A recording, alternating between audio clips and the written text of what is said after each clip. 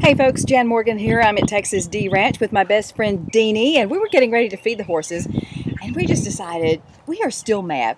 We've been mad all day, haven't we? All day. All day we've been griping because, you know, here we saw on national TV, our governor, Rick Perry, this morning was on Fox News having to defend our 10th Amendment rights. See, the federal government's violating our 10th Amendment because in Texas, we simply wanted to require photo IDs for people to vote in the next presidential election. I mean, you know, how hard is that to understand? Because we want our elections to be legitimate. We don't want to find out later that Mickey Mouse and dead people voted in our state. So we were going to do this, and then, you know, along comes the Justice Department and Obama's people, and they said, no, you can't do that. You can't require photo ID because that intimidates minorities.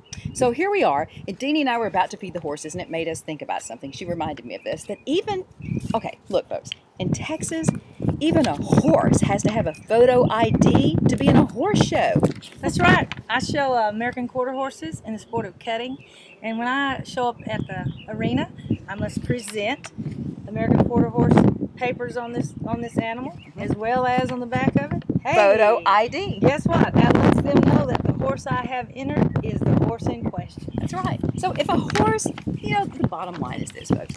If a horse has to have a photo ID to participate in a horse show, right. If you have to have a photo ID in Texas to go to the drugstore and buy some over-the-counter cold medicine, student IDs, if you have to have a photo ID to write a check at the grocery store, if you have to have a photo ID to go into a bar in Texas to buy alcohol, well, by gosh, we think you ought to have a photo ID to vote for the President of the United States. And you know what, Mr. President? The fine folks of Texas aren't going to take this lying down. In fact, Governor Rick Perry said this morning, I think I heard him say that we're going to be taking this all the way to the United States Supreme Court. So, Mr. President and Eric Holder, we will see you there. And I think that you guys, when I say you guys, I mean Mr. President and Eric Holder and all the folks of the Justice Department, you're about to find out what the fine folks of Texas mean when they say the phrase, "Don't mess with Texas."